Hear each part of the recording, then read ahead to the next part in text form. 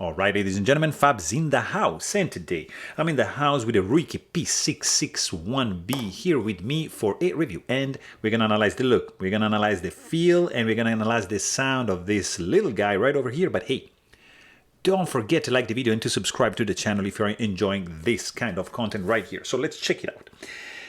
This guy overall in length is gonna be 6.75 inches with a kind of almost 3-inch long blade. It's going to be 2.9, and the handle overall in length is going to be 3.75 inches.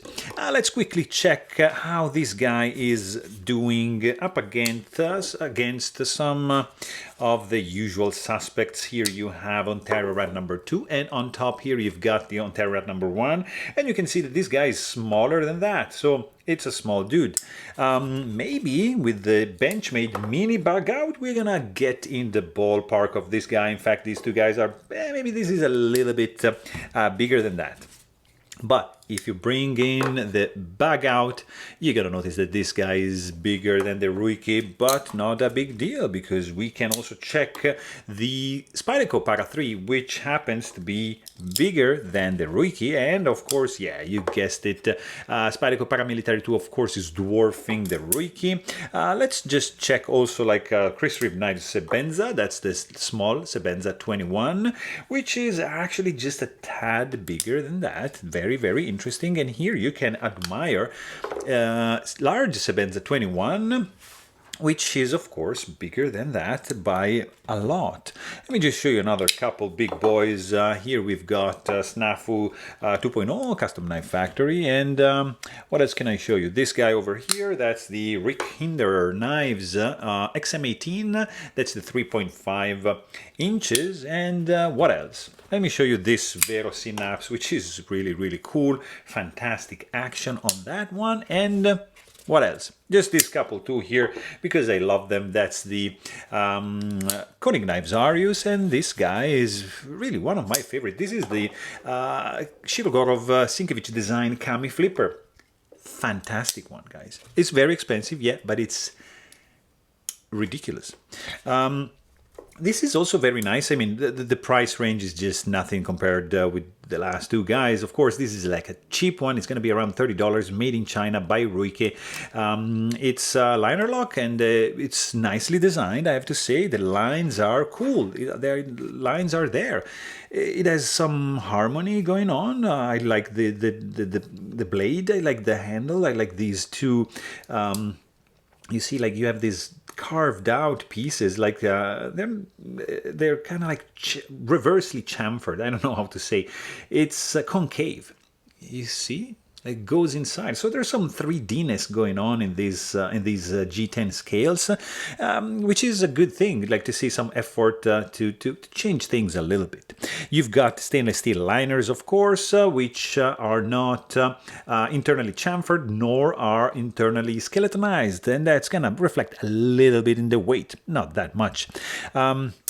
You've got some backspacer, which is in G10 also here, with a pin for your lanyard, paracord, or whatever you want to put it there. So you're going to be able to use that. The tip is safely recessed into the handle. There's no way you're going to be able to snag it, so that's absolutely safe. And also the look when closed is pretty sleek, like unobtrusive and inconspicuous, I would say. The screws are not protruding, just that tiny. You can feel it. I mean, it's domed, but it's not like sticking out or obnoxious in any ways. You can also check my maintenance video if you want to know how to take this guy down and how to maintain and clean it and lube it and tune it up to the point where this is smooth, because this guy, it's a smooth knife. So really interesting. Of course, you don't have any lock face stainless steel insert, because this is steel on steel, so there's no need for that. You have a stainless steel D10 ball, it's not ceramic, and you have some. You see the relief here for the lock bar. Yeah, it's a little bit small. There's no jimping. It's not sharp, but it's not ideal like that. It's a little bit on the lazy side, but nothing too crazy, because let's remember this is a $30 knife. Then you have a tip-up carry only pocket clip. It's not reversible. It's just gonna stay on this side. You cannot mount it on over here. And it's tip carry, but it's kind of like mounted a little bit too down. You see that this much is gonna stick out from your pocket. So the clip is dip carry because it gets up to the end of the clip, but then you still have a little bit right there. And it's stainless steel. It's polished. It's very, very strong tension, and it has like this. The clip ramp is just doing like this shape, so I don't know. It's not my favorite to look at, but it's quite functional, I have to say. Also, you've got some nicely designed blade. Come on, let's be honest, guys. It's crowned on the spine. There's some nice jimping going on. It's not like that aggressive, but it's still doable. It's usable. You've got your right-sided thumb stud, which is absolutely functional and resembles of kind of like a jewel or like a diamond or something. And then you have this false swedge going on, kind of like forming a fake harpoon kind of thing, you see. And then you have 50% belly, I would say. Straight edge up to the sharpening choil, full flat grind. You got this kind of like a bead blast, like a kind of vapor blast finish, and the Ruike logo on this side, and a lot of billboarding going on. I mean, come on, what is this?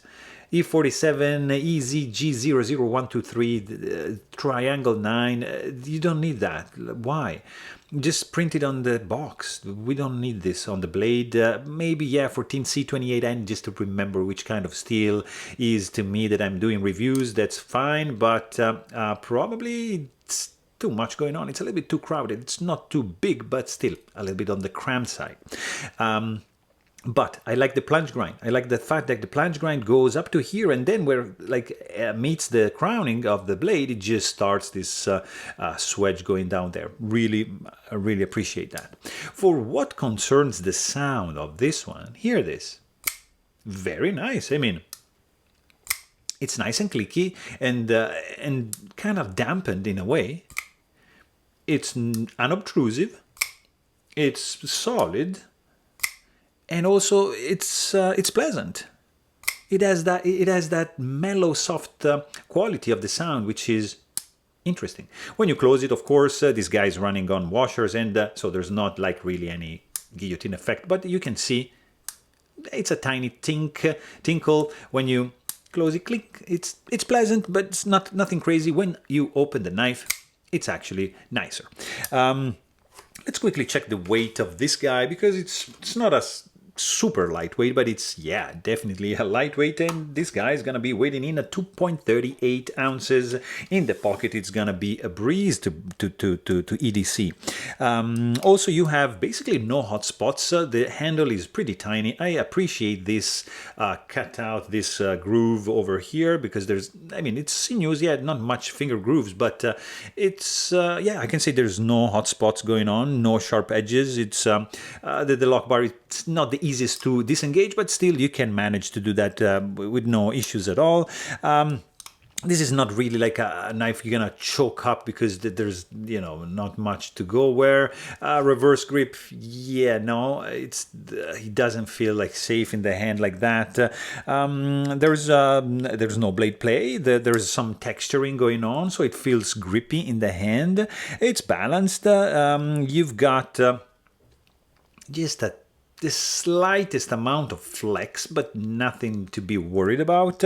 It's running on washer, and it is really, really smooth. I'm not talking Sebenza smooth, but guys, we cannot complain, especially for the price. The action is just phenomenal.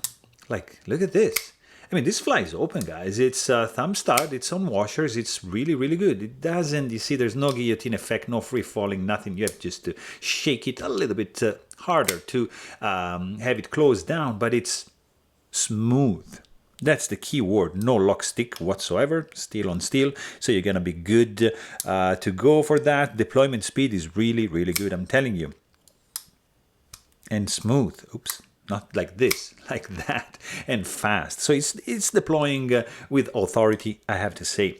Also, you've got the detent, which is dialed in nicely, a little bit of detent suction going on, and I mean, you've got a pretty cool budget knife for sure. It's a little bit on the small side, but it looks good. It feels alright in the handle, there's no hot spots, and the sound is also not too shabby. Action is also pleasant.